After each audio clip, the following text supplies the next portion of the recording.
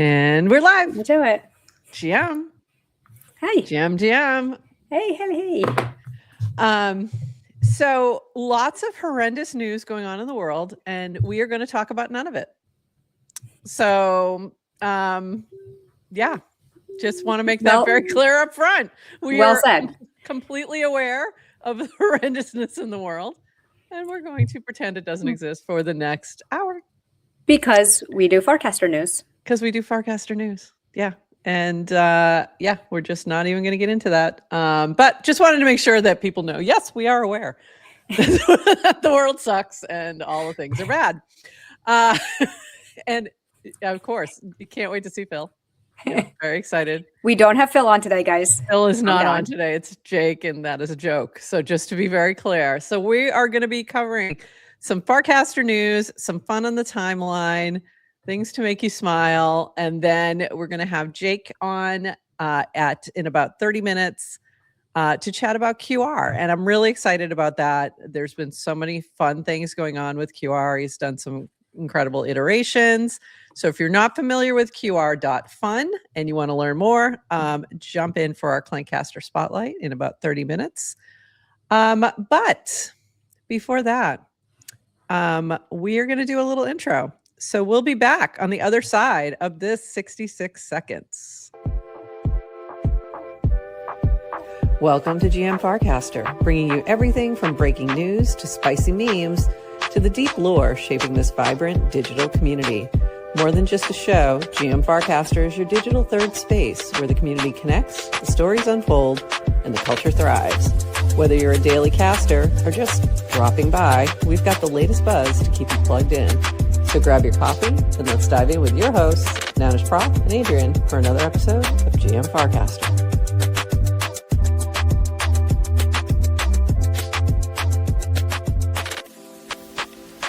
This episode of GM Farcaster is powered by Clanker. Each Monday, we'll bring you the latest news from the Clanker team and highlight the builders innovating with Clanker and Farcaster. Visit clanker.world to launch your token and check out all the new features that Clanker v4 has to offer. Thank you, Clanker, for sponsoring GM Farcaster.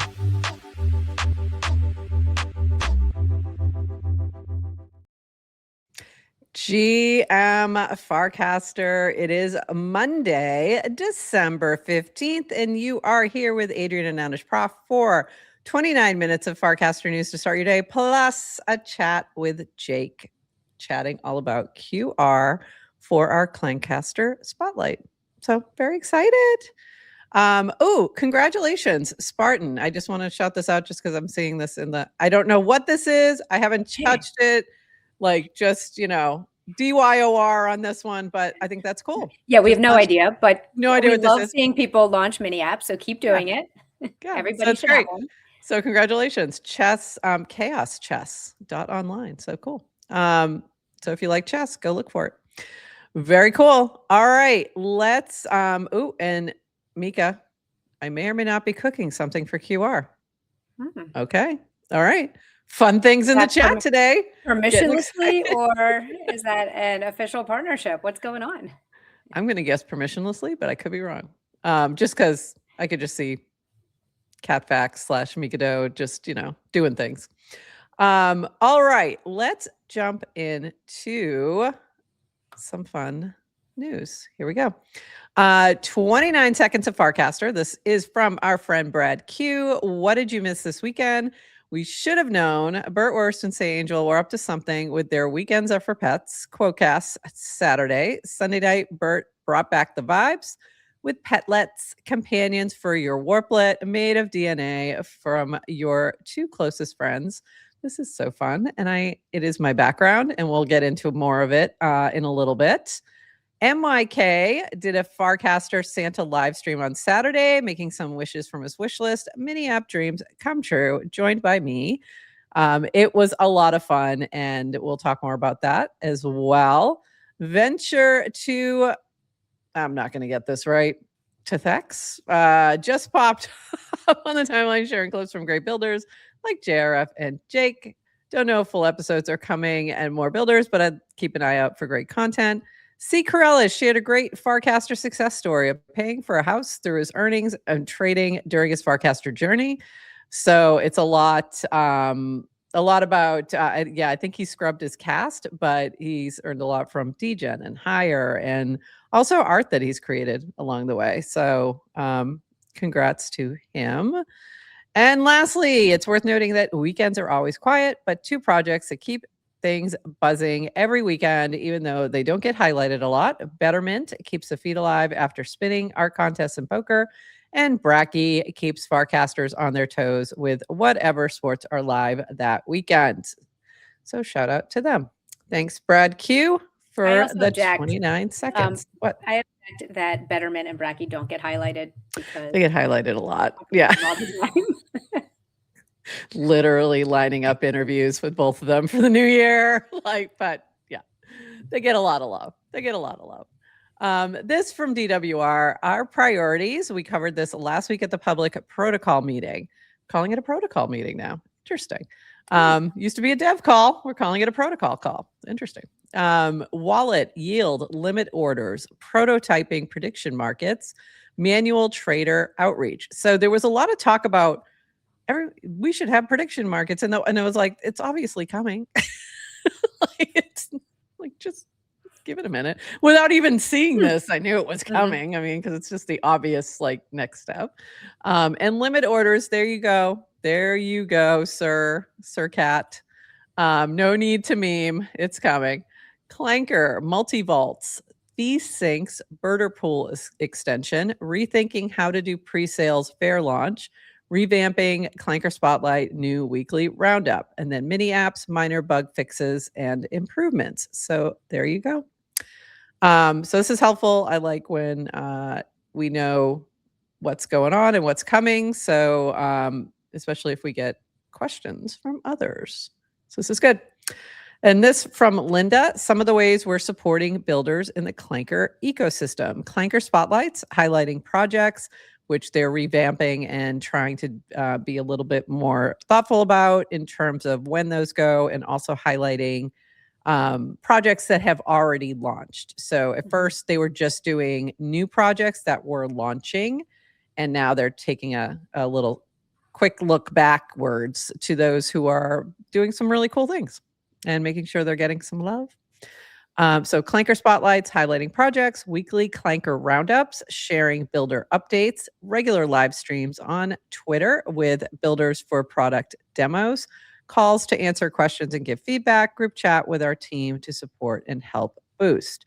So look for these. And Linda's been doing a lot of great streams with builders as well. And we are also doing the Clancaster Spotlights on Mondays.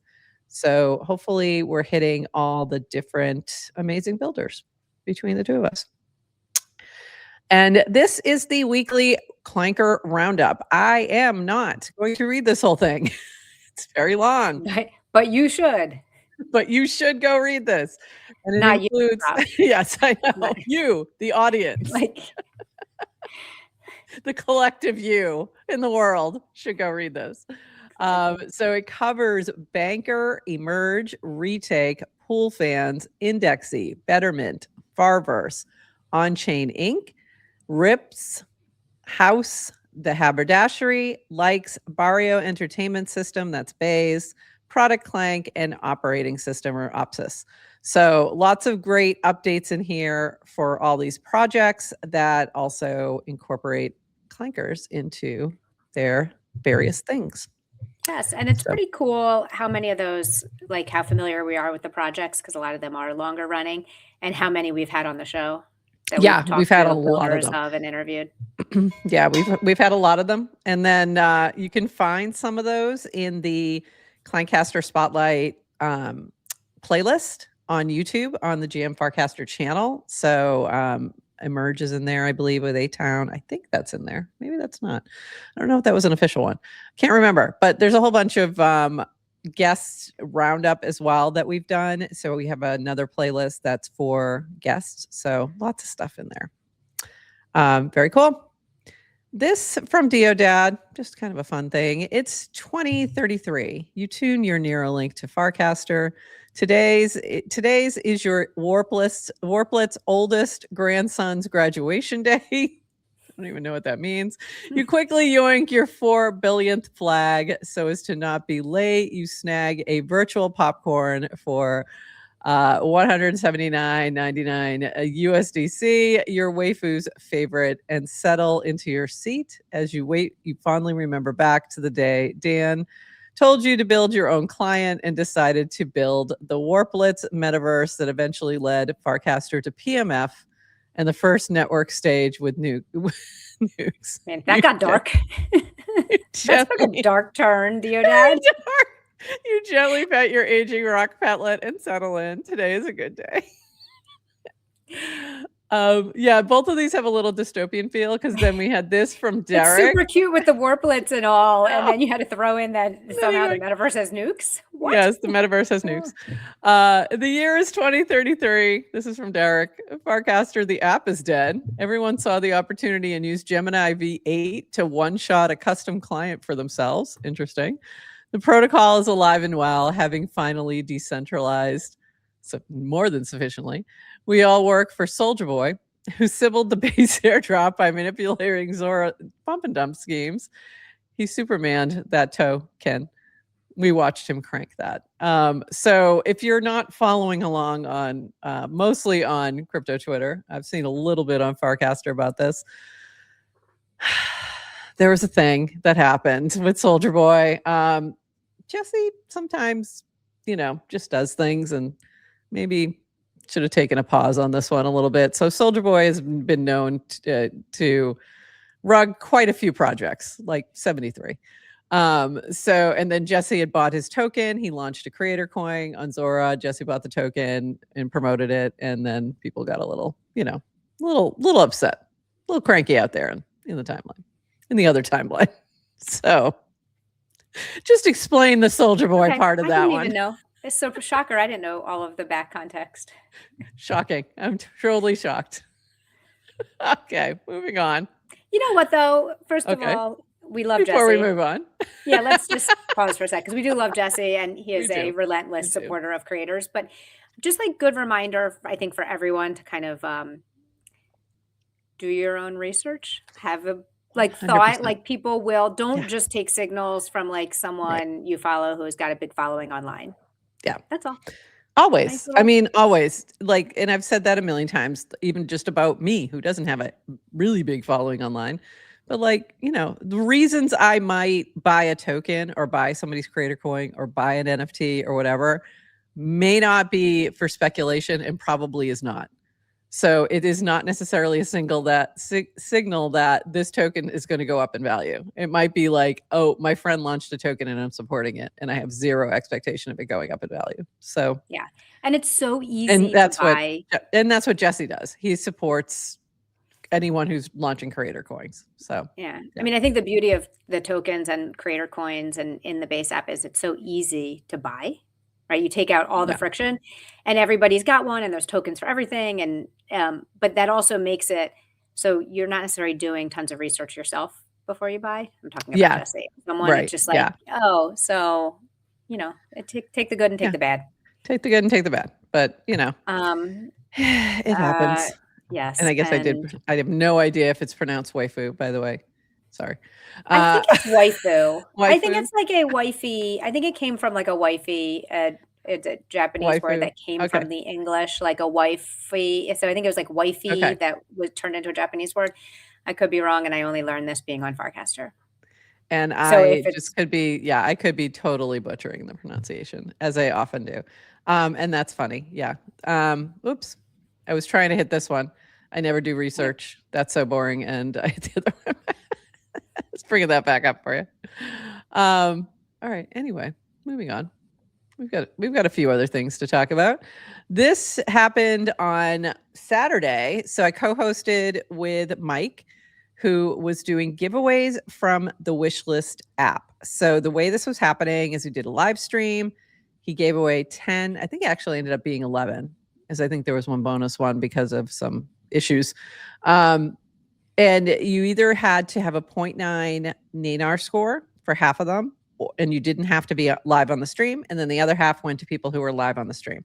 So that was really fun.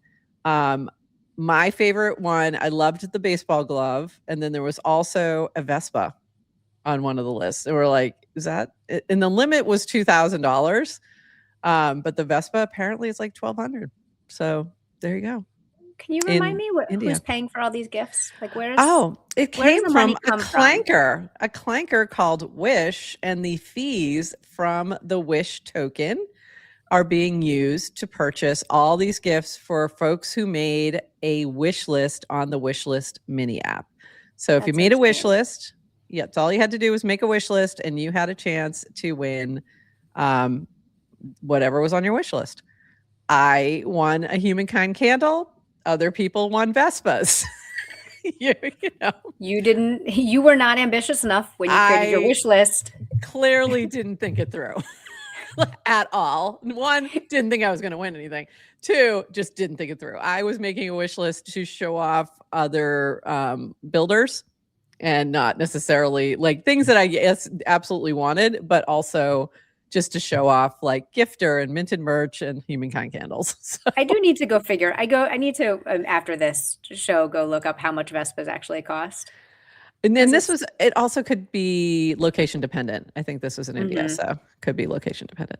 Okay. But I think they're probably way more expensive here, is what I'm saying. So this is from Mike. Another one of my favorite wishes that came true today was Matthew.eth's wish for gloves, baseball gloves.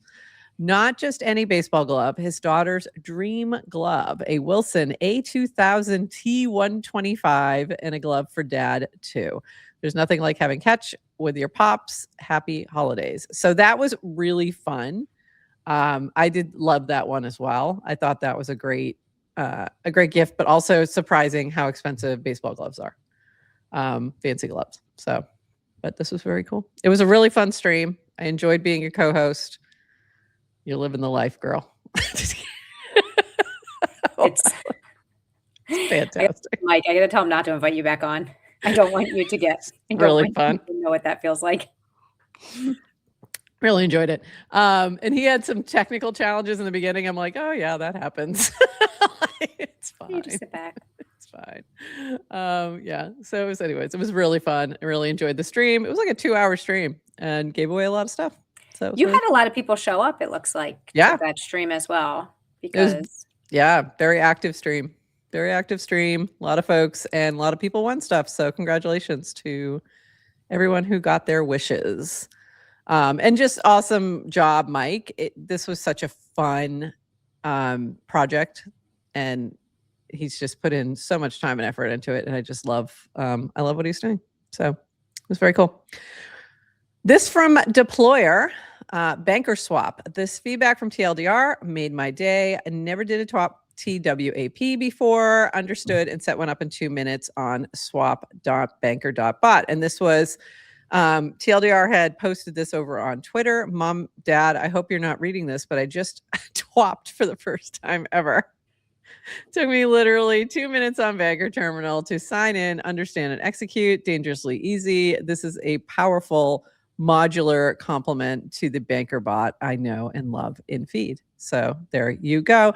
And this is a way to set a certain amount that you want to purchase, and then it purchases it over whatever time period that you set. So for example, if you set like, I want to purchase whatever of this token, like 1 ETH of this particular token over 24-hour period, and it tries to find the best pricing to do that for you. So there you go. This from Beeper, we get it. A lot of people still don't fully know what Beeper is. You guys are just early. Beeper isn't a press button, get paid toy. It's an attention layer. Paid attention with intent. We're shipping this chapter by chapter, tight scope, real signal, learn fast. So far, we have been sending pings the careful way, hand-picked collabs, 1-1 combos, projects we actually believe in. Now we're opening the door a crack, beep, beep. So what they did was now open this up for other folks to send notices via their Beeper inbox. You do have to request access, and you can use this form to do so. So A little confusing on the form because it's asking you for budgets and things like that, but not really explaining the like fully explaining those mechanics. I did fill it out just to see, and we'll see if we get access that we can promote. This from Pip, the Lost Pump Nounish Trivia. Each day of December, a clue will be revealed. Each clue corresponds to a single word. By December 24th, you will have all 24 words ready for the countdown. There will be no more clues or communications beyond the daily automated question posted until a winner is found. No need to reveal your answers before December 24th. At NOC, 9 o'clock, things are a bit backwards, so bear that in mind and use the future to help uncover the clues to the words you need to claim the pump. Any future passwords are shown, like 25. Where would you replace 5 with that corresponding word? Hence, use the future to help you in the past if you couldn't get the answer in the present. First question coming around 9 o'clock today. So check out the 9 o'clock channel for more information if you want to try to win a noun, a pump noun. So, That's so there cool. you go. Yeah, fun. This, I don't know why, but this is from Socrates. It's not Socrates, but it's Sartocrates. Sartocrates. This mini app has nothing whatsoever to do with money. It is an on-chain fiddle tune archive.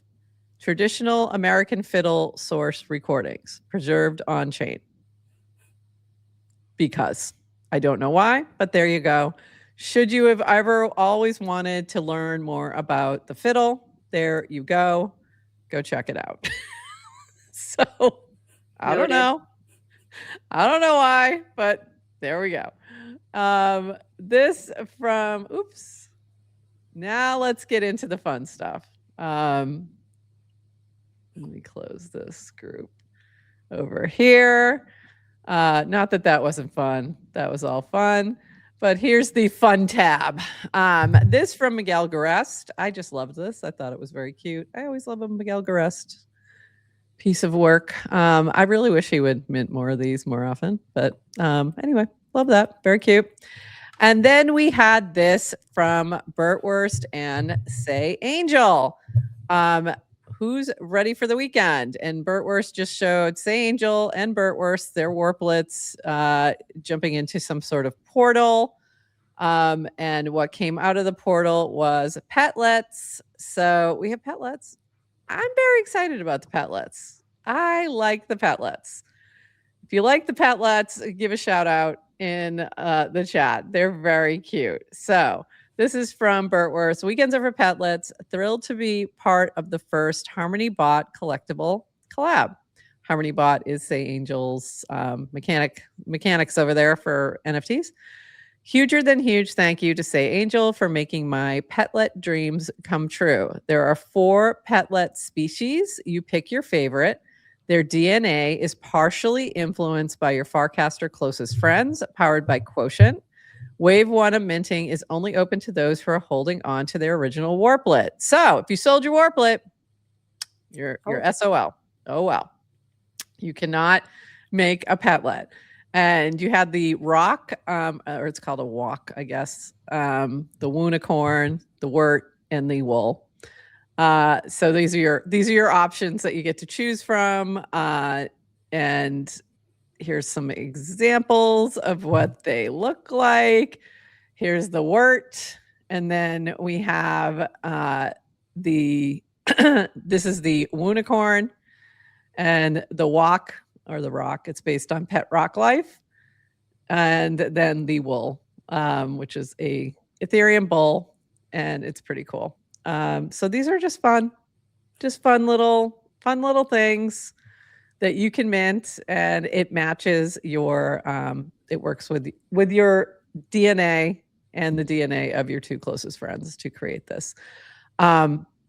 Unbelievable amount of fun on the timeline is what I will say. Like, look how cute these are. They're so cute. So Bertwurst was posting them in groups of different types, and these ones have Ethereum. This one has like Ethereum horns. Mm-hmm. So cute.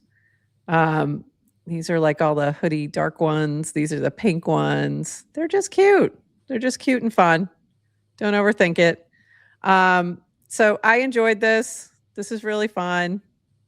I've been enjoying the Petlets. I'm looking for, these are fun, the DGen ones. And then there's some that are freaks. And by freaks, I mean they are some kind of hybrid, and they weren't supposed to happen like that. They're mutants. So we've got some mutants in there, and including mine. So mine is this one. It's you and me and JC. I love it. So yeah, and it has your face. How can you tell? You just, if you go and look at your Warplet, it has your like it has your look. It got that look from you. Adrian's face. It's Adrian's face. face. My face. It's got your face. The unamused face. It's great. And it's a combination. Mine ended up as, I chose a wort, but it ended up with a unicorn horn too. Interesting. So just randomly. So just a fun little thing. Mutants. So cute. So cute. I didn't mint one this weekend. You need to go do it. I want to see. Not in an act of defiance. It didn't mean anything, whether I meant it or not. I just didn't. It was not. It did not. Speaking of, don't read into my lack of actions. It wasn't a protest. It was not a protest. Okay. Well, there might be somebody who is protesting. If I can get this to come up. And I enjoy them. I enjoy the Petlets. I enjoy Warplets. I enjoy Tri-Emerge. I enjoy AI slop.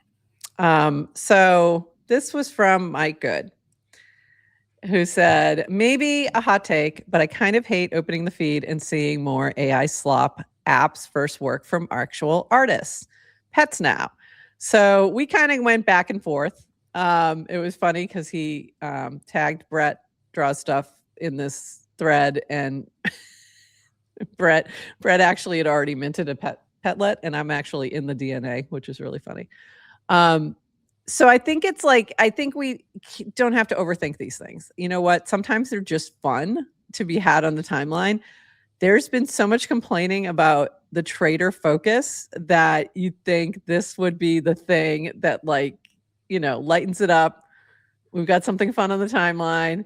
Don't overthink it. Not everything has to be high art. Sometimes it can just be fun, and it's fine. By the way, Merriam-Webster's word of the year. Have you heard? Can you guess? Well, I don't know. I haven't heard yet. When did it get announced? My prediction was going to be slop. You got it. Nailed it. Oh, I was Crushed right. it. Crushed it, girl. Yes.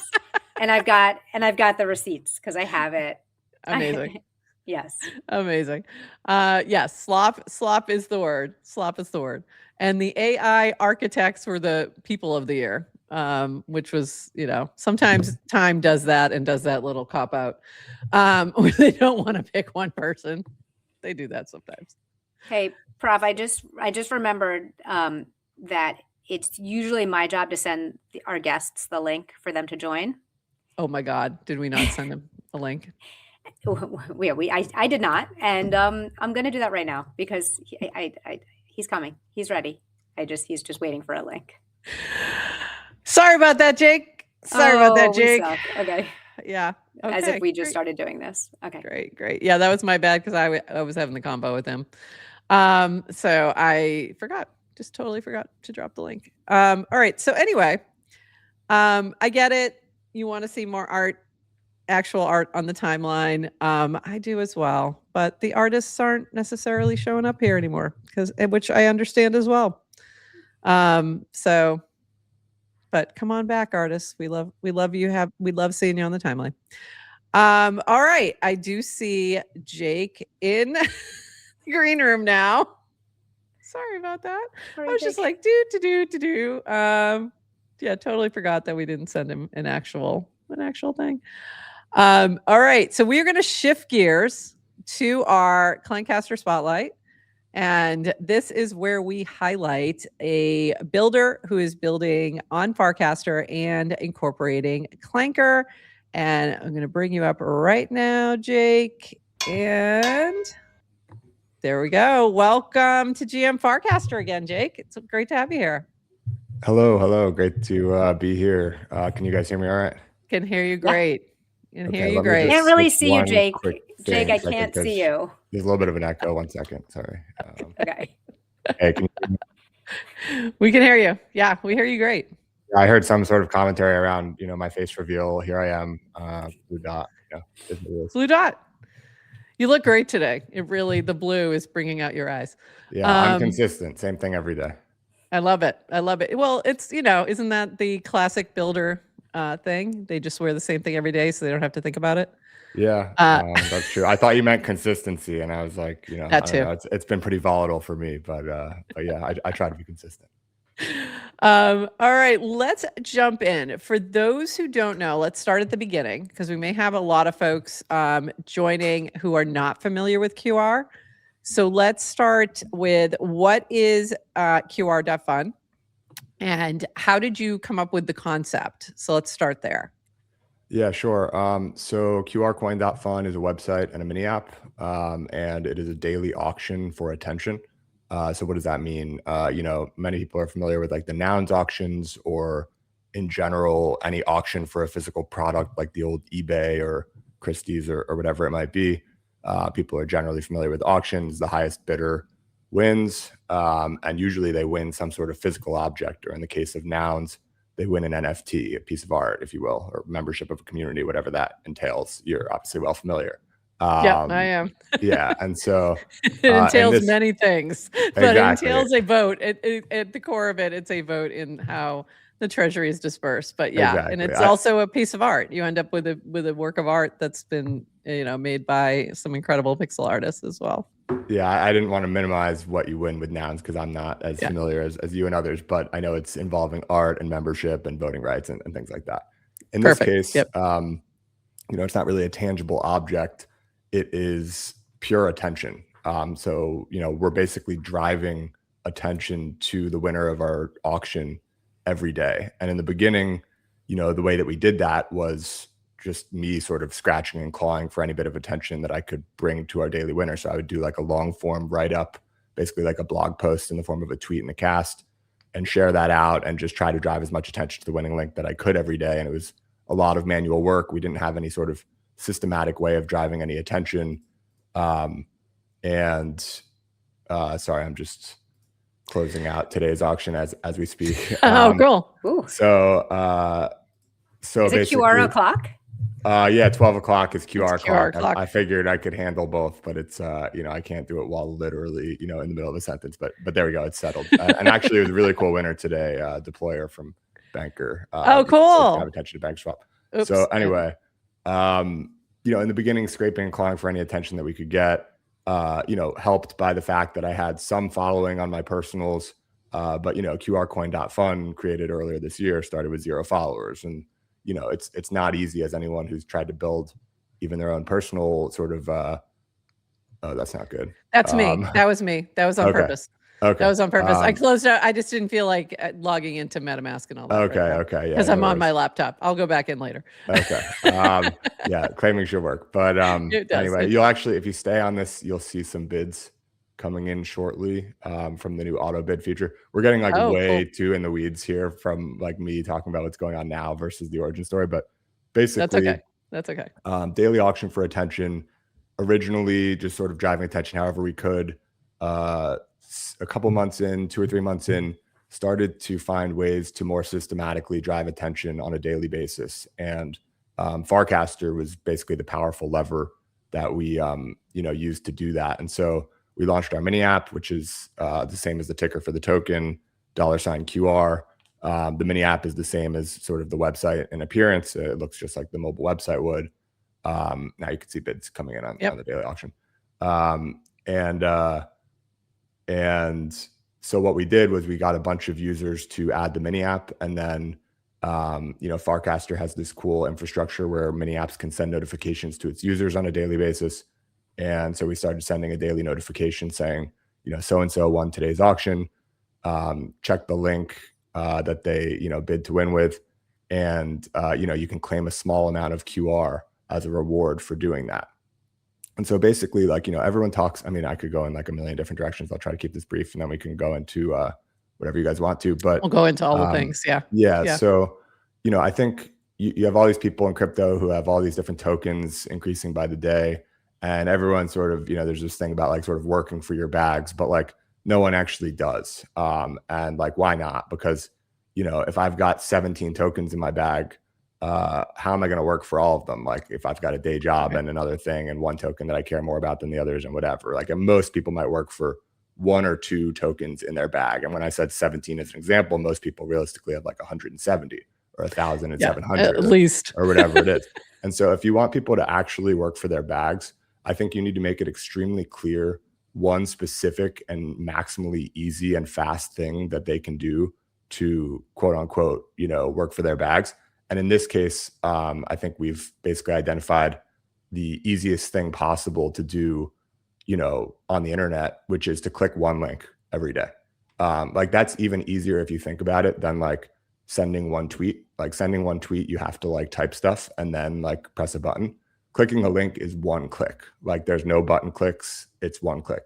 And not only are we asking people to do that, because it's the primary thing that brings value to our project, driving attention to the winning link. And like, you can do that by clicking that link. And then of course, like obviously when you get there, we hope that you spend the time and learn about it and check it out. But even for someone like me who runs the project, like I'm going to be much more interested in some links than others. And so some days I'll check it out and I'll leave right away because I'm like, kind of low quality.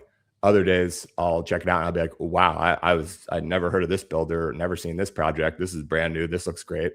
Oh, it has a token. Oh, I'm going to buy that token.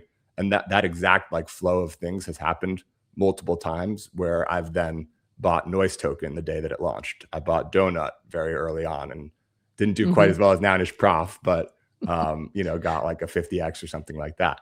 And so, you have to use some judgment. I'm not saying every winner of the QR is going to be like insane alpha, but I'm like so much more tapped into what's new on chain as a result of building this project. And anyone can be sort of similar to me in that capacity just by following the auction. It's a public auction. It's not like I have any information that's private here. I'm just following the auction every day. And so anyway, we pay these people to actually do that action with a small amount of QR, which ties the token together with the project. And, what are tokens good for if not driving mass actions, basically? And, the micropayments that we're making are of amounts that, depending on where you draw the line for like feasibility of micropayments, gas on base just got to like less than 1/10 of a cent, like within the last year. So you could argue if you were to draw a line in the sand, obviously it's more of a spectrum and there's not a line, but if you were to draw a line in the sand on like, okay, where are micropayments feasible? You could argue if you made it 1/10 of a cent that they became feasible within the last year in crypto and because of crypto, and that they weren't obviously prior to crypto at all. And so it's something sort of interesting where the why now we kind of got lucky on post-launch. Like that wasn't a part of the plan going in. The plan going in was very simply look at all these tokens, even the ones that quote unquote succeed, get attention, and then they flame out and they're never able to sort of recapture the attention that they got, usually around launch, sometimes later. And they basically die. And is there a way to create a token that actually doesn't die, that actually has a sort of a sustainable loop that sort of keeps the attention on the thing? And to me, there's no one thing that can keep attention for a very long time, or at least there's very few things that can do that. And so you need to change the thing. And QR built a system that changes the thing. And so we drive attention to something new every day. And we could go 30 or 60 days cold with not that much attention on the project. But then when the next Noise launches or Donut launches through QR and they're simultaneously driving attention to one another, QR is relevant again. And so it can become sort of this evergreen on-chain attention machine, as we call it. And so you also have it, so you can go direct to the actual website as well, which is QRcoin.fun, and see it there. So anyone, even if they weren't on Farcaster, weren't on Base app, to access the mini app, you can still bid, you can still see what's going on, which is very cool. So you've got that as well. You've got the today's winner is there, the large QR code, and you've also done physical like stickers with the QR code and put them up. And that's going to be like an eternal code that switches every day. So that's pretty cool, where it's kind of evergreen in terms of its activity. Yeah, with the stickers, I mean, you could imagine whether it's stickers or billboards or magazine ads or subway ads or whatever it might be, that physical distribution of basically an advertisement compounds over time because it never loses relevance. The link to which it points to changes every day. And so as long as stickers continue going up faster than they're coming down, the distribution for the winner of every auction every day is going up. I think, I'm not trying to I think a lot of projects will, over exaggerate the importance of various pieces of the project at various stages. And at this point in time, the physical scanning of QRs is not going to move the needle for the amount of attention that's going to be driven to our winners every day. But long-term, this would be a different project if it was called linkoftheday.com and there was no physical component. There is a physical component that long-term could become important, but I think it's a lot easier, faster, and cheaper to grow in the digital world. And so we're focused purely on that. To start, we've done a couple of things, such as just producing the stickers, making them available for sale. If you go to map.QRcoin.fun, you can actually see people who choose to put up the stickers and, tag where they pick them up and stuff like that. You can see that. So we've sort of said, here's a glimpse at what could happen in the future, but we're not spending time there. And if people want to take it and run with it and buy a big bag of QR and actually take some initiative and really work for their bags, then fine, that's great. But for me, if I spend a bunch of time on the physical stuff, we're just going to die because we have to do the digital stuff first. So this is cool though. I did not realize that you had the map. So that's pretty cool. To see that. And so the way that we pay people to click links today, you could easily imagine we could pay people to verify that they put a sticker up somewhere at some point. Yeah. Again, we're not doing that now, but there's a lot that having the QR be the image for the token and literally functional. For example, our memes, when people do a QR meme, they scan. If someone stumbles upon that same meme, as we build a meme library or something like that, that meme library is functional. So when you reuse a meme, it's going to scan to the winner that day, even if you use it 2 years after it was created and things like that. So there's a lot of cool things, I think, that having the QR, a functional QR, an on-chain QR, by the way, as the image for the token adds to the project versus could we have done this, like I said, as linkoftheday.com for sure. And would that much have changed so far? Maybe not. But I think there's a lot more potential introduced by the sort of physical to digital bridge. And in general, I feel I've actually been pleased by how little confusion the QR has introduced. In the beginning, people would be like, how many people are scanning the QR? And I was like, that's not really the right question. It's how much attention is being driven to the winner every day is sort of the better question. But I understand why people ask that. And I've been pleasantly surprised by how that question has become less popular. Wait, Jake, what's the difference? Because when you go to our mini app, and if you click the QR, for example, or you click the pop-up with today's winner, you're not actually scanning the QR, right? You're not taking your phone up and scanning. And people wanted to know how many people are actually scanning, because you see a QR and you're like, oh, the important thing is who's scanning it. But the QR is more symbolic. And a lot of people sort of identify a QR and they think of a QR and it's oh, that redirects to something. So that part is useful for us. But there's not, we're not even tracking how many people are scanning the QR, in terms of physically scanning to get to somewhere. What we are tracking is, how many people are going through sort of our main flow and checking out the winning link every day and then collecting a little bit of QR as a reward. And so that's that number that you'll see on the homepage there, 7,884 visitors yesterday. That's people going to the winning link, checking it out, coming back to the QR mini app, whether it's on Farcaster or the World app, and then claiming a little bit of QR as a reward. And I do it pretty much. Yeah, I do it most days because I see the notification or I'm seeing the auction in my feed. So that's the social aspect of it. And then I'm going to it, checking out what the link is and collecting my, 9-10 cents of QR. And I'm happy. I'm very happy about it. We do have a question. Oh, go ahead. I would say before, Jake, I was thinking of you in when I was at Dev Connect of Buenos Aires. I did a bike tour for the afternoon. And the entire time I was biking behind a guy who had a QR tattoo on his calf. Yeah. And I'm like, oh, what does that scan to? What does it scan to? And I immediately thought of you. It's funny. I love like, people like will see a QR and be like, I thought of you. And I love to sort of be associated. I mean, you look at like my blue dot logo, like part of the original thinking behind that was like, if I can have people see this blue dot in the feed and like associate that with me, that would be pretty cool. Like that's a pretty fundamental thing. Like not the most popular, like one of the most fundamental colors, if not the most fundamental color on the internet, in my opinion, which is this pure blue. And then, a circle is like a fundamental shape. Like you're just putting two like very fundamental things together. And if you can have that association, that's pretty cool. And similarly with QR, it's like if people start seeing the QR or any QR rather, and thinking of like what I hope would be, could become like the QR, like that's really cool. And that's very cool. Yeah. And so, what was I going to say? One other thing about that. And I loved this from Yester Crypto too. I dream of a day when the future purity test asks, "Have you ever won a QR auction?" Yeah, we'll see, I can say yes to that. Thank you very much. Yes. There you go. Yeah, and the other thing you reminded me of with the the person that had a tattoo, it sounded like with the QR is like more than a few people have like reached out to me and been like, you should sponsor a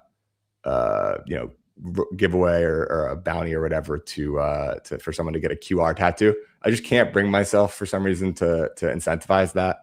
Okay. But so if anyone wants to, we used to have that announced.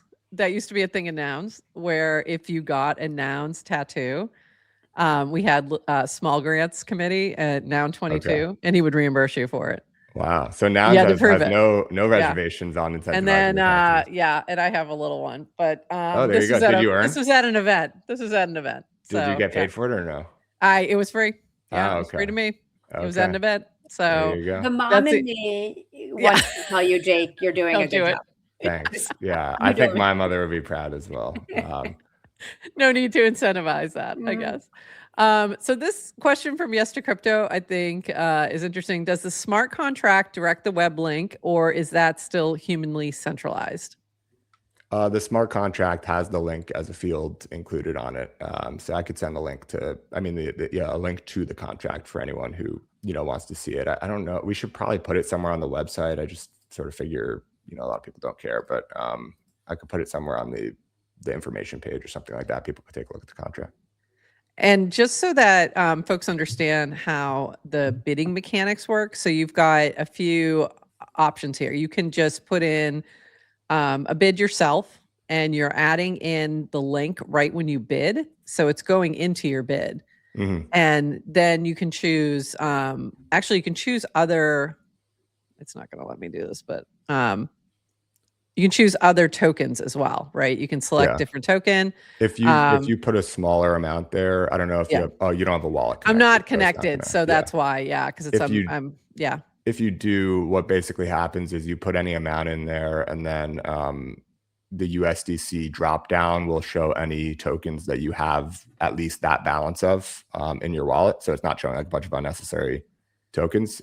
So if you have, if you put in $12 and you have a wallet with $40 of Clanker and $50 of QR and $100 of ETH, it'll show those tokens. And then you can bid using any one of those to whatever link you want, and click start bid. And if you check the auto box, this was something we recently added, that same bid will basically be held in an escrow where it will be applied every day until you either win or cancel your bid.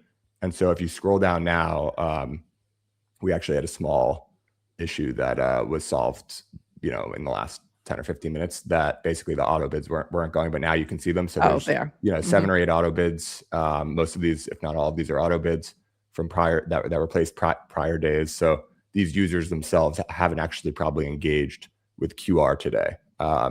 Their bids were placed, yesterday or the day before that when we shipped the feature. And for the nouns folk are familiar with the auto bid. Very familiar. Is auto bid actually a feature on Nouns? No, but people have built bots to do it for them. Okay. So over time, there was a few larger whales who used to do it. And then there were groups that used to do it. So for example, at times we've had Little Nouns who's created a smart contract that would bid. And the other thing that happens, and I'm not sure, I saw this happen the other day, and that's why I actually opened up a Farhouse and jumped on to watch it, where you're towards the end of the auction, but it keeps extending. Is that what's going on, or does it actually end right at noon? No, so it's scheduled to end at noon every day, but if there is a change in the lead bid within the last 5 minutes, it will extend another 5 minutes, and that'll happen basically, for all intents and purposes until a lead bid maintains the lead for 5 minutes straight. And so we've had, within the last week or so, we've had a couple of pretty extended overtimes. One of them went almost a full hour, which I don't have like a record of these things, but I think I would doubt that we've ever had an overtime run longer than an hour. That's just a lot of back and forth. Usually someone gets sort of bored and like bids it way up, and then it's kind of over. I don't think Symbio is in the, he's not in the chat, but there was a time period where Nouns had one and it went on for a couple hours, I think.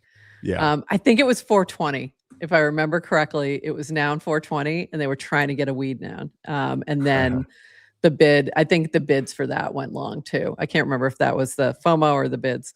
Yeah.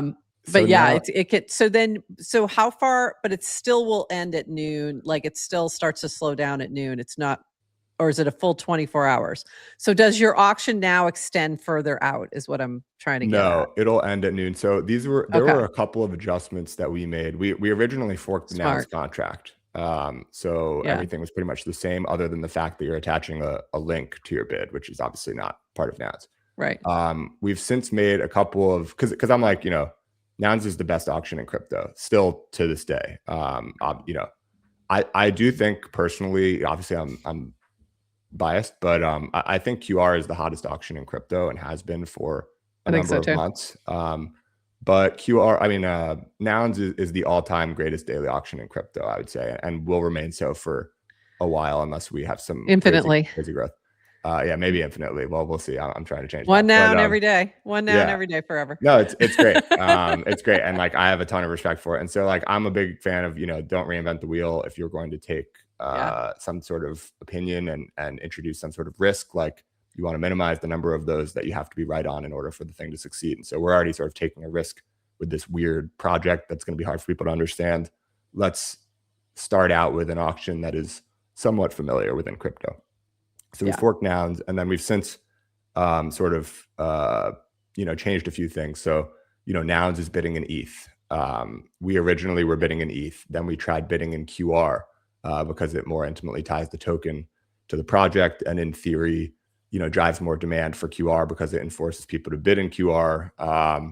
And that should be good for the token. In reality, when we did that between auctions like 20. I don't remember the exact numbers, 27 to 63 or something like that. I think, did you have to bid in QR, Adrian? Because you were like auction 40 something, I think. Do you remember? I did. Yeah, probably I think so, probably. Auction 40, definitely. It was definitely 20 something to 60 something. And it was bidding in QR. And basically, as you guys know, like for any of these crypto projects, it's really, you launch and the default is that no one cares. The success story is that people actually care. Then after that, within that subset of launches that people care about, the default is that no one cares 2 or 3 days later, or honestly, even like 2 or 3 hours later sometimes. And it's very hard to be in the small group that people actually do care about for like a full week or a full month. You look at something like Punk Strategy, right? Like people cared about that for like a solid month, if not more. And like, when was the last time you thought about it though? Like, great project. I love Rhinotic. I think he's one of the best builders in crypto, period. Was super stoked to see that project take off, and I hope it comes back. Like there are projects that sort of like come back from that like massive peak and fall. Because I'm still holding my Punkster. I was like, I thought it was gonna keep running. I really did. That was one of those ones that I'm like, this one's got some staying power, and it still fell off. And that happens. And I think what you've seen with the auction, which I think is interesting, is this sort of wave where you like, you have moments where it really pops off, and that's a great thing. Like, it's a great thing that different moments are going to drive attention to the auction itself. And then the auction then drives attention to those projects. And then the projects talk about that attention, thus bringing more people in to, who want attention for their auction. Yeah. So their exactly. project. Yeah. And so, what was I going to say? So, yeah, I guess going back to the nouns thing, we originally had the bidding in ETH, then we went back to bidding in QR. I was basically describing through these various projects as examples how hard it is to not just have like an initial burst of attention, but actually sustain it. And so we're on like day 20 something here. I changed bidding to QR, introducing more friction to bidding. And I'm already, I just want one bid a day. Like I want someone to win the auction. Like I don't want it to go for $2 to no one or whatever it is. I mean, realistically, someone was going to bid, but like maybe not, honestly. And then if they do, like I'd rather it not go for $2. I think the lowest one ever went for $20 something or something like that of whatever the token was at the time. And so I was trying to get this floor of like $100 or something. That was like a big thing to me. And now, the all-time average is 600 and we haven't been below 200 in over 200 days. But at the time, like, again, scratching and clawing for any bit of attention. We don't have any systematic drivers of attention. We don't have a lot of people aware of the project, like not a lot of bids every day. And here I am introducing this friction to bidding by making people get this token that most people don't have compared to USDC or ETH. And then on top of that, like the one reason we did the thing was for the benefit of the token. And meanwhile, the token is like either flat or falling. And I'm just like, this is not working. Like in theory, it's good for the token. In practice, and with the known trade-off of introducing some friction to bidding, like I knew that in advance and I was willing to accept that. And then I see the friction pay off or like, go as expected. And the token doesn't do anything positive. So I'm like, there's a lot of things in this category that in theory are good for token holders, but in reality, people don't care about or don't seem to care about, or the market doesn't value. And so we tried to wind that back pretty quickly, wanted to give it some chance. So we gave it like 30, 40 days. And then we switched to USDC, which is a little bit better than ETH for a few reasons, in my view. Certainly helps from like a tax perspective. And there's a bunch of other reasons. I have a tweet about it. I could pull it up, but I think for normies, seeing a bid priced in USDC, or rather, we just show it in dollars. And that's a lot more familiar than ETH, where people just want to kind of convert it to dollars anyway. So like the legibility for what I hope could one day be like sort of a mainstream project. And so obviously, we've kept it now for whatever it's been, 200 plus days. And so I do like USDC, but then while it remains the default and sort of the unit of account for the auction is still dollars, just recently, we added that thing where you can now bid in any token. So that to me is better. It reduces friction further, because if you have $100 of USDC in your wallet and you want to bid 250 and you have $300 worth of, or $3,000 worth of Clanker, you'd probably rather spend the Clanker. And so you go and you bid in Clanker. And so it's like slightly less friction for people. And it's a cool thing. Like you can't do a lot with tokens. You can generally buy or sell or swap or whatever. And here you can bid. You can actually like use the token for something. So that was one thing. And what would the token do? There you go. Exactly. What's the token? Here's an answer. Go bid on QR. Here's an answer. You can go bid on QR. Some other things that, I love that you've incorporated the URL right from the jump, from like, it's not something you're collecting after the fact, for two reasons. One, I just love that it's an on-chain mechanic that's in there, but also it provides some attention right up front. So if you're bidding and you're a smaller project and maybe you're not going to win the bid, people are probably going to look through there. Like I am, I'm looking through to see who bid. And I'm seeing, URLs there already. So very cool. And here's the thing. So like we're on this stream right now, right? And like we're looking at the thing and it's like, okay, there's like in the 3 slot, there's Garrett with like lasertechnologies.com. And like, it doesn't matter. Like you don't need to have that attention driven to that doesn't need to be worth $100, which is non-trivial. Like you want, if you're paying $100, like you want a good amount of attention for something. And I think we're delivering a good amount of attention worth at least $101.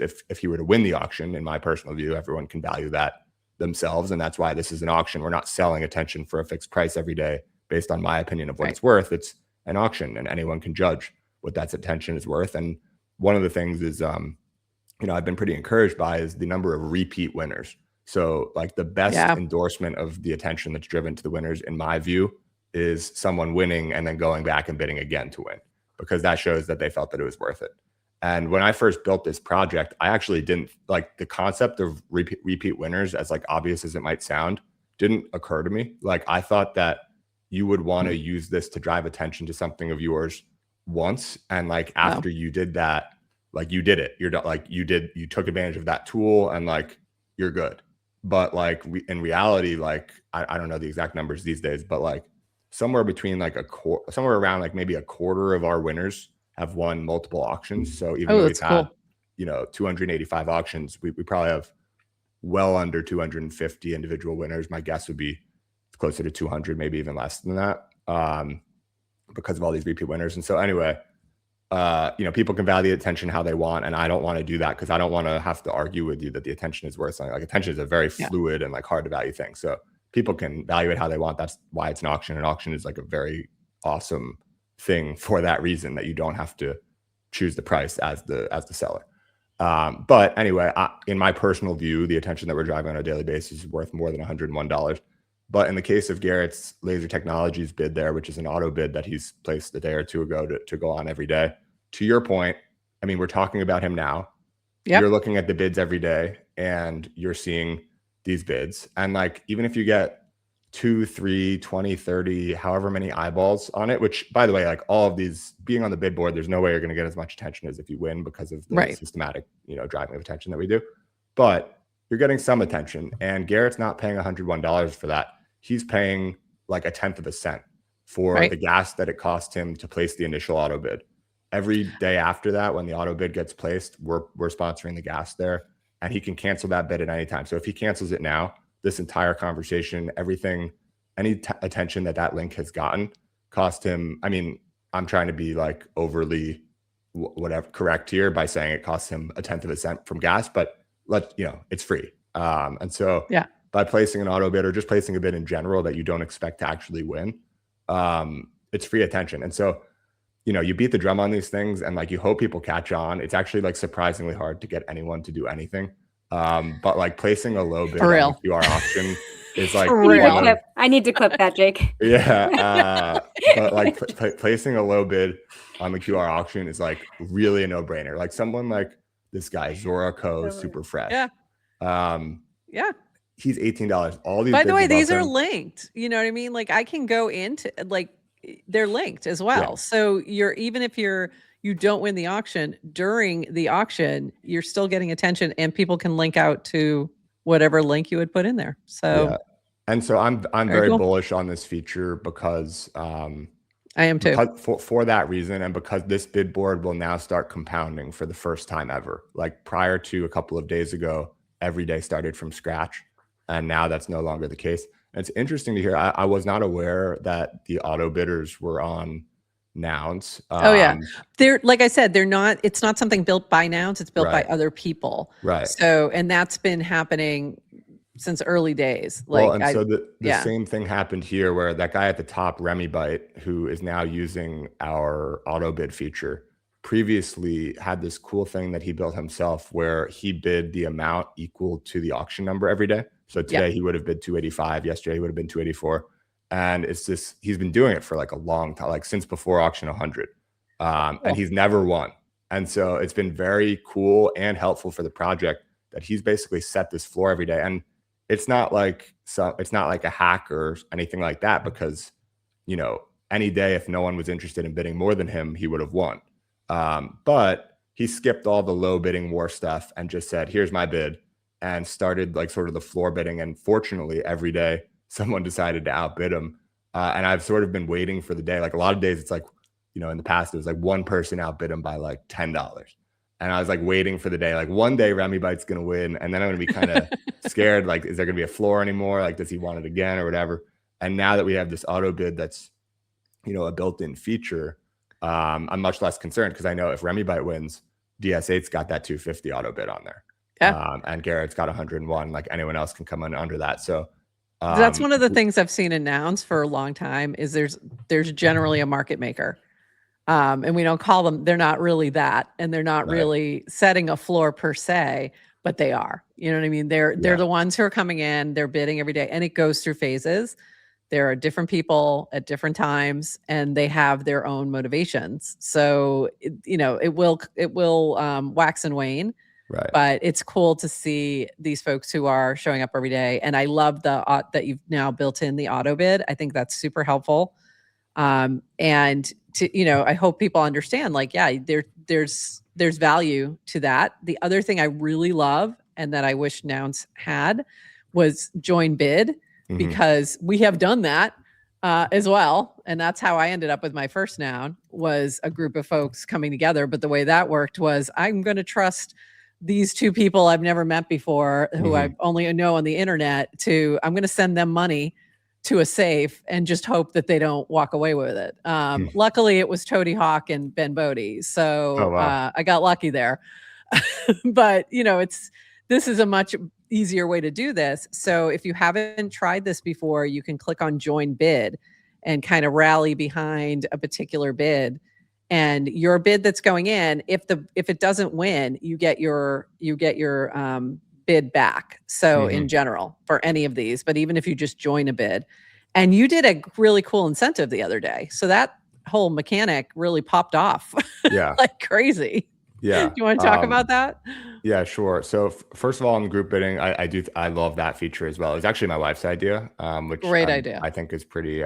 I like that. Like, that's a nice piece of the story, which I think QR in general is developing to be a pretty interesting story if it works. If it doesn't work, no one cares. But if it works, I think it'll be a pretty great story in a number of ways. And that's one that she built like that, or she sort of suggested that core feature. Great idea. It was a great idea. Shout out Mrs. Jake. Fantastic. Yeah. And so anyway, the other day I did an experiment that, we just put out. It was actually prompted by the guys at Beeper, who wanted to run some sort of campaign and, wanted me to, like, sort of match some, or, contribute. Like, they were happy to do it on their own. I don't mean to say anything like pressure or anything, but they were basically like, hey, we want to do this thing.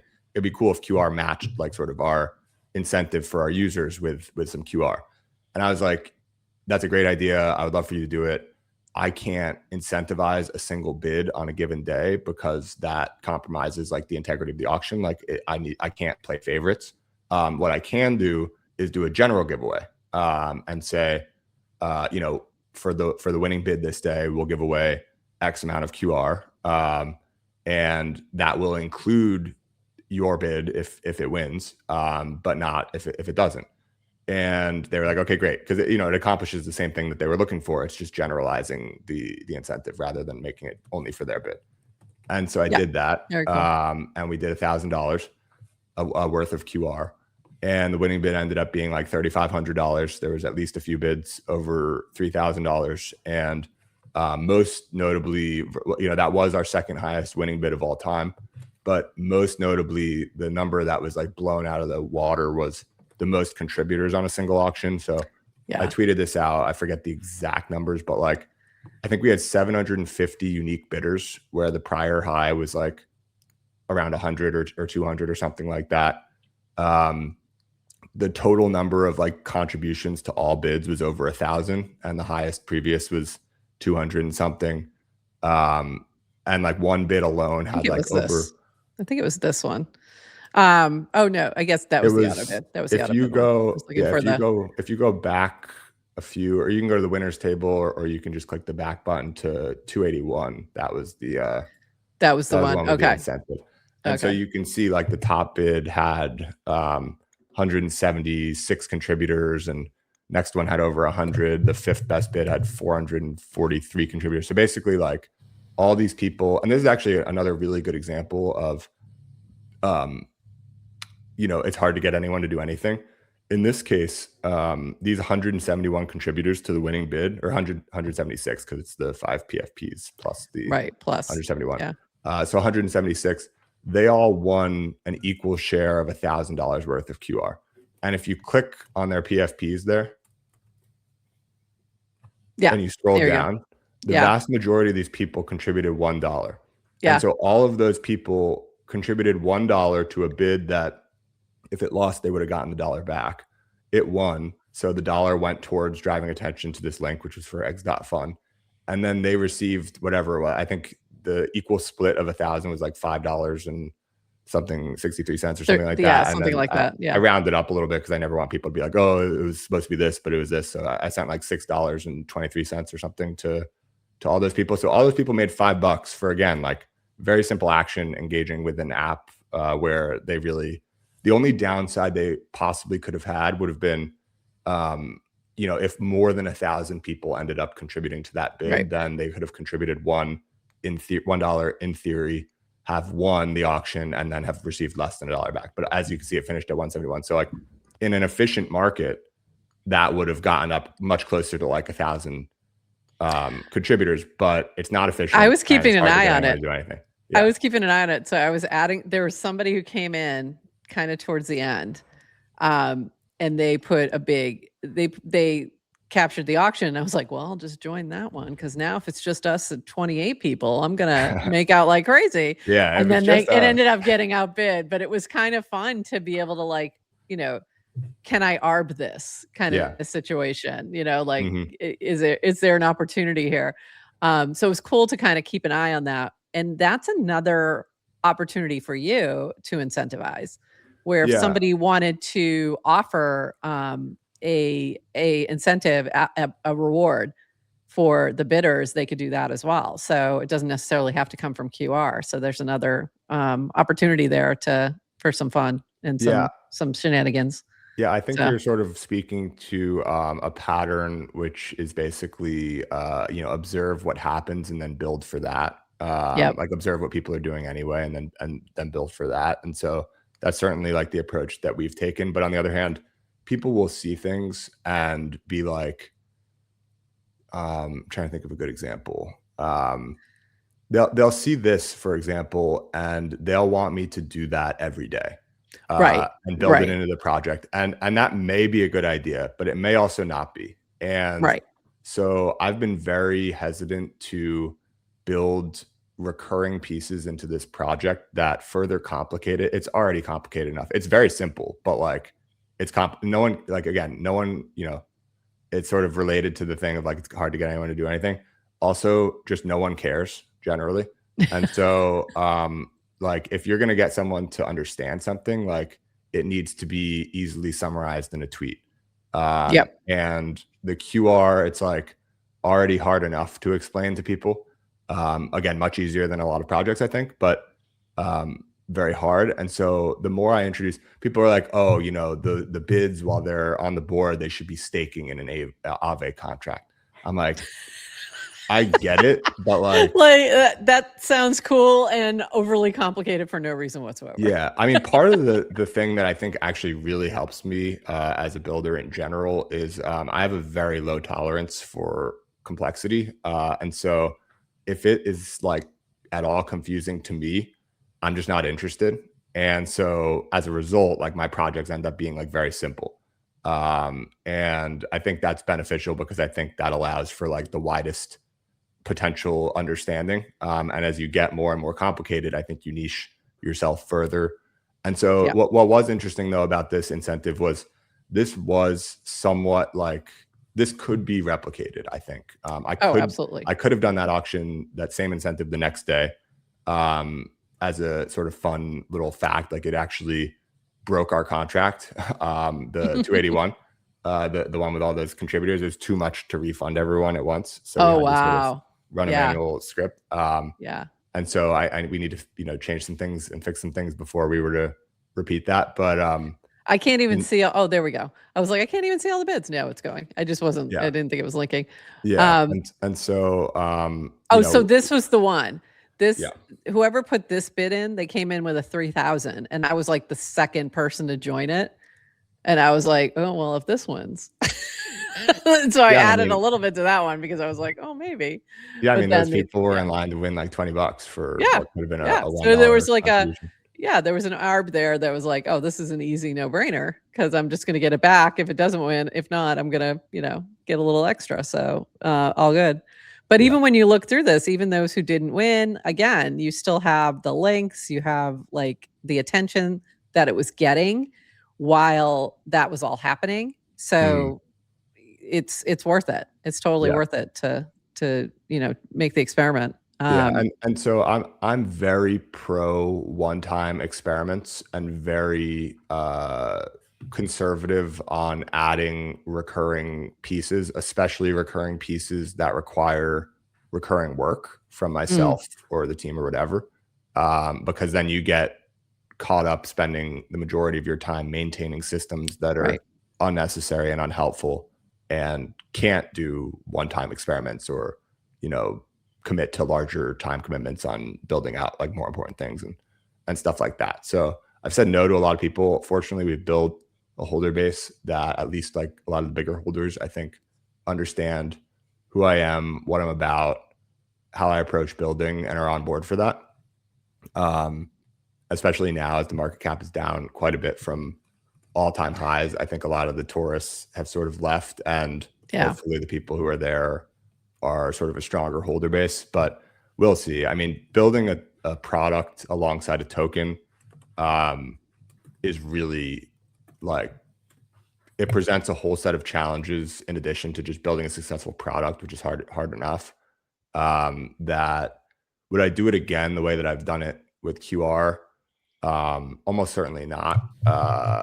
But am I glad with the way that it happened and that we are where we are? I am, because I think it, like I said earlier, I think it can make for a very cool story. But for a product to fair launch its token, it's pretty dumb, in my view. I wasn't planning on actually working on this when I launched the token. I launched it when I had the idea. It was basically a bookmark to myself to remember the idea, where basically I was like, here's an idea that I have and I didn't share this even publicly until a few weeks later. All I did was tag Clanker and launch the token, and no one had any context and anything. But a couple weeks later, I sort of revealed that it was because I had this idea for a token that, does all the things we've basically talked about, where every day it changes to a new link driven by a daily auction. As good projects win and drive attention back to the auction, that's helpful. We obviously drive attention, so it's like a bi-directional advertisement sort of thing, and all this. And I had that idea. I thought it was interesting, but I even wrote in my first cast about it that I thought it was interesting, but like probably not something I wanted to spend a lot of time working on over a long period of time. Famous last words. Exactly. And so, ended up building the product like a few weeks after launching the token. And, here we are 10 months later, 9 months later, or whatever. And so it was not it was not like I'm going to fair launch this token and then build this product. It was, this is an idea that I probably won't think about again unless I do something like, I'm a big believer in sort of like taking the first action, because it makes the next action more likely. And I would not recommend to those listening to make that first action launching a token.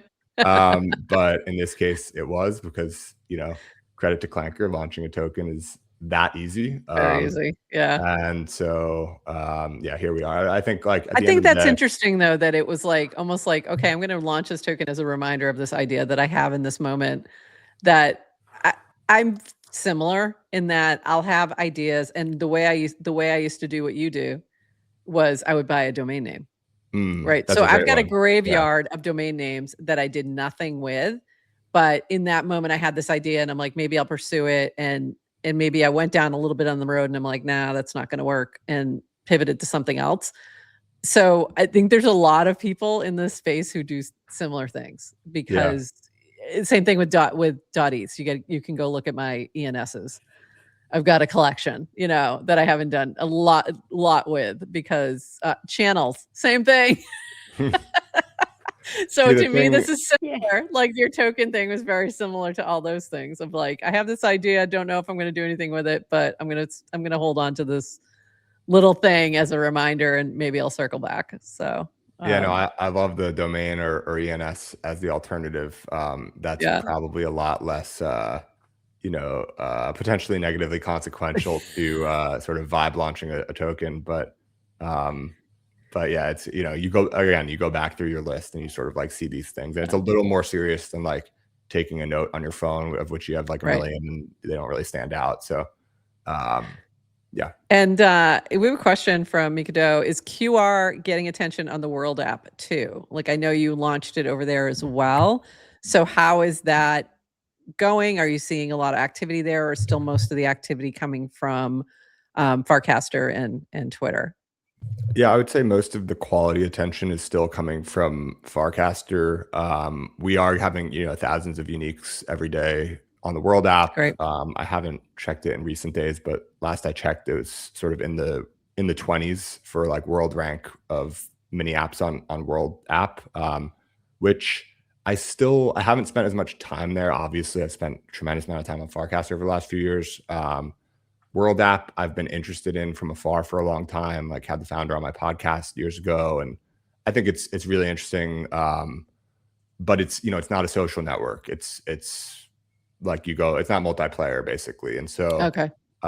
You can do things with money. You can obviously have the proof of personhood. You can engage with many apps. And, it's also a very global thing. Not that Farcaster's not, but I think they've had a focus on like developing countries in a lot of ways. And so, while we have thousands of uniques every day coming from the World app, visiting the links, I think that attention as of now is probably not as valuable as what we're getting from elsewhere, especially if it's going to be a Farcaster native link. A lot of those people don't even have Farcaster to take a look. So, the mini app, like when the mini apps are bidding essentially, and they're putting the mini app, the Farcaster mini apps in there. Yeah, like a tweet would gain more value if that's the link of the day.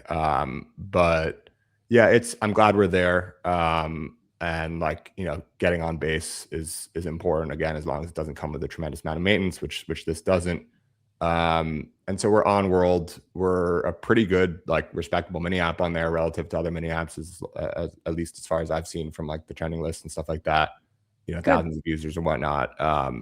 But is it a platform worth doubling down on immediately? Probably not. Farcaster, I think we can continue to iterate on the product. Are we going to materially expand like the mind share that we have within Farcaster? Also, probably not. We need to expand beyond Farcaster. And part of that could be the base app general admission. That's what I was just about to say. I think that, base app opening up is going to probably be helpful there. Probably the most helpful next thing. I just said, and it's been live on base app for months. And we do have visitors there. It's been, I can see, I can see the numbers, and it pales in comparison to Farcaster. And we've been the #1 mini app in the utilities section on base app for as long as I've seen it, like on there, multiple months, like at least 3 to 5 months or something like that. So it's not like we're not doing well on the base app. The base app has just been waitlisted and quite small. And so as they open up, there's definitely the potential that it could get a lot of attention there. I don't know what the quantity or quality of that attention is going to look like. It took us a long time to sort of change some of the dials on reward amounts and things like that to make sure that we weren't over incentivizing low quality on Farcaster. So like if we wanted to, we could blow the numbers out of the water, but we'd just be driving a bunch of bots and whatnot. And so, we're trying to drive a healthy combination of like quality and quantity attention to basically have it be in combination as valuable as possible. I think the joining bid is really a good helpful part of this, because I think that gives folks another reason to look at it while the bidding is going on. Yeah, because it might, if it gets to a certain point, you're like, oh well, I'm not going to bid more than 350, but you can join when someone else is. So there's that, and you see communities popping up to incentivize their communities to come bid. Yeah. So that's another driving force of this. And I saw that with Minted Merch was a great example of that. You saw that with Beeper in different groups. So very cool. Did you say Minted Merch? I did. I did say Minted Merch. There's the mug. The black is there a QR on there? There's got to be a QR on there somewhere. Isn't there? Oh, I hope so. If not, there better be. I don't know. Cat and Savage. I don't know if Cat and Savage. You didn't get a QR in there. I don't want to start roasting if there is a QR on there, but I don't know. I don't think there is.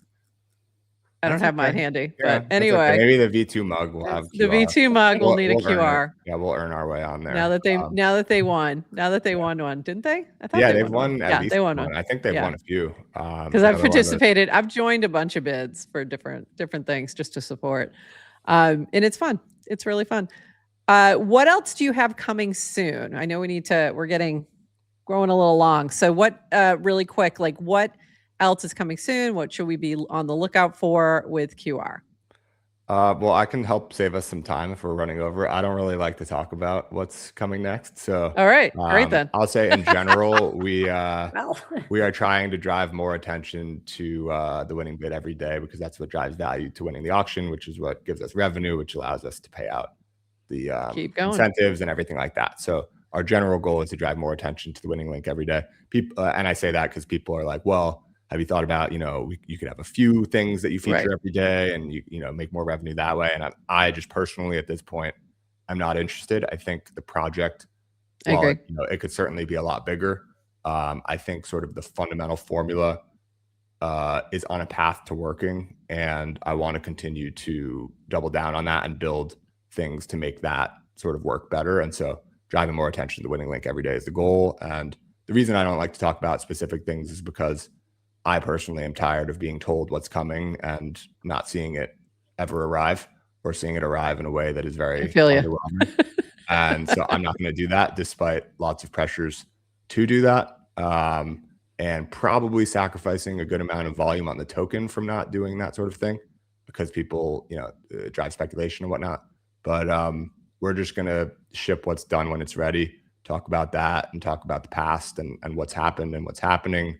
But I try to stay away from the future stuff. I'm trying to find your bid, Adrian, and I can't remember what number it was, but I know it was back there somewhere. You can find, if you go to the winners page at the top. Oh, that would be the easier way to do this. Yeah. And then I was trying to, but I also think it's cool that you can circle back to the individual pages too. Yeah. And still see the links, see all the things. Let me see if I can find the number from this page, you can get that same view. So you can great. Probably I know she's down there. Oh, there she is. 60. It was 60. Okay, but I was like, the fact that you even have something in your memory of when it would have been blows my mind. I just vaguely remember. Your brain full? QR auction winners are important. That's like apparently 60 is a good number. I have a weird, my brain's weird. So that, there was 60. I wasn't sure. I don't know why I thought it was in the 40s. Maybe I think you bid in the 40s at some point. Children's book earlier. I bid. I remember you bidding. Book, but I don't think I won that one. I think this is the only one I won. But this is really cool that, it's still the attention's like you still have the opportunity to like revisit the previous auctions and see them. So you also have this sort of link that's still there that's helpful for SEO. So there's a lot of benefit, is what I mean, that continues on for somebody who wins an auction, even if it's not the current auction. So and there could be more too. I don't know if you guys saw, like with Banker was, people who had Banker, at least a certain membership, got like those airdrops. There's interesting groups of people to airdrop beyond just like token holders of a certain token. So like obviously people could airdrop QR holders if they want or something like that. But QR winners is a much smaller, very high quality group of people. And we have had, it's been a little while, but we have had some people target QR winners for airdrops. QR shop. I was like, what is that? I wasn't even sure what that was. Yeah. QR shop. There's some things where I use an icon that I think is like intriguing. That's more intriguing maybe than it is, sort of obvious as to what it actually goes to. So I use that was actually smart. That actually smart, because I probably wouldn't have clicked on a shop. So this, you could also click in here and see everyone who bid with you on something and join the bid. And then you could send that could be an airdrop. There's lots of ways to think about this. Yeah. I've got to fix that image now that you're showing. I've got to, so I'm back here replacing the image. If it's like, we load the open graph, but, for that banker image right there, we load the open graph automatically, but a lot of times it doesn't show very well. So I just updated it and it should be better now. All right, let's refresh. That's funny that you're working. This is like, I was just like bullish on builders who are on a live stream Adrian updating. She does this all the time. Yeah. Well, I mean, you guys were like communicating with me behind the scenes while you were running the show, and I saw that. So I think we're on the same page there. This is what she does. All right, Adrian, what did I miss? What did we miss? What else should we touch on here. Did you, I don't know if you have time. Do you have time for a few lightning round questions, Jake? Yeah, I'm good. All right. Okay. Let's hit them with some lightning round as we Jake, wrap this up. But when can we expect to see the QR code on a billboard in Times Square? Let me see. I've got it. Oh, this is supposed to be a lightning round. Lightning round is no, this isn't lightning round. It's already this is a lightning round. So then let me direct you to it's already happening. It already happened. Yeah, it's already happened. I missed that. Yeah, I mean it was when QR was very new, so I think I just don't remember it. But I'm sure I shouted it out at the time. I sent the link in the chat. I don't know if you guys can see that. Okay, cool. I'll grab it. We had it up.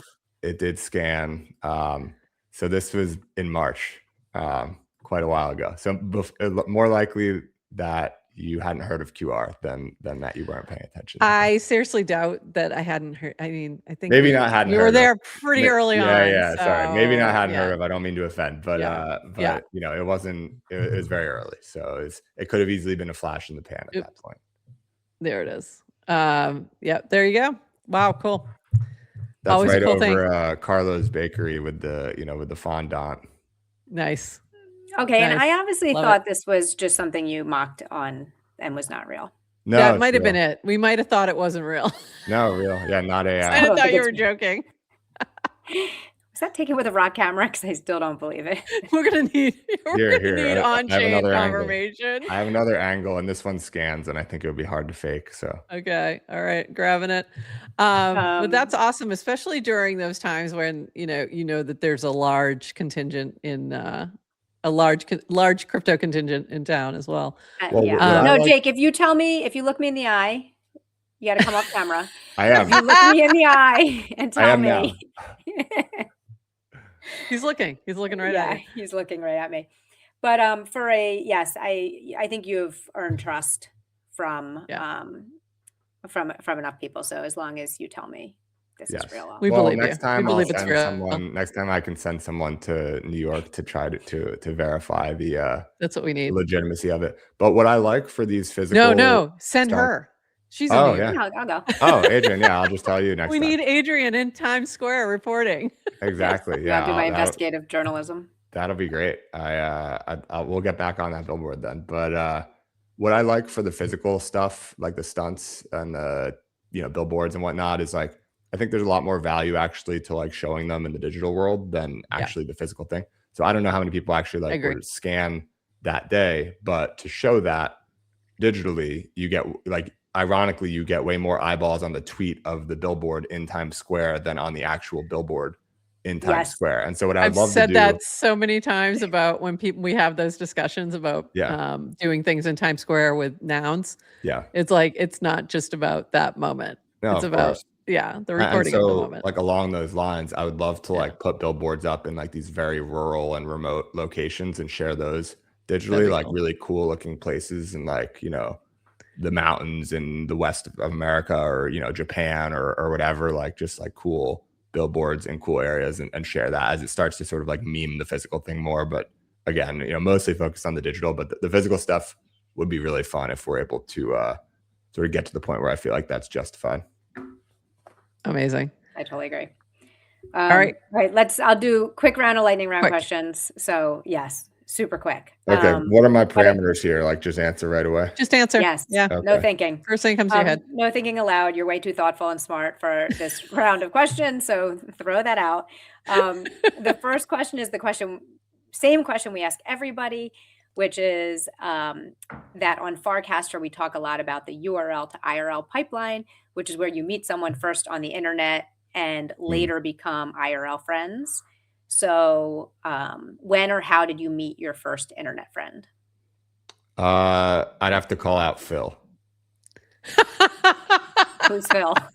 Phil from Farcaster. Love that guy. Yeah, we've become good friends. First met on Farcaster and have hung out with him in LA a couple of times, and one of the very few people who knows me as something other than just the blue dot.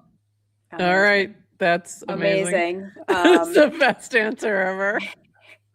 What is your favorite holiday? Christmas. Morning person or night owl? Morning person. Beach or mountain? Beach. What's the next country you want to visit? Italy. Oh, will we see you at FarCon Rome?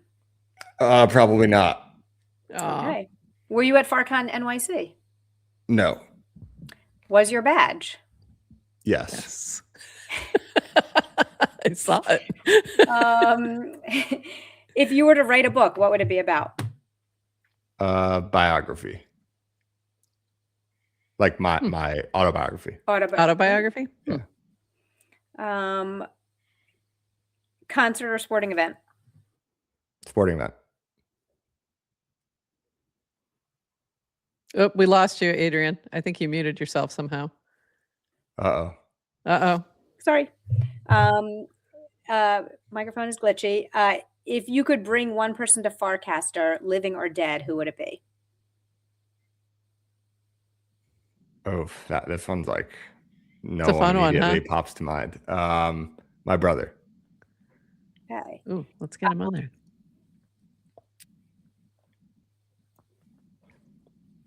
What's your biggest fear right now?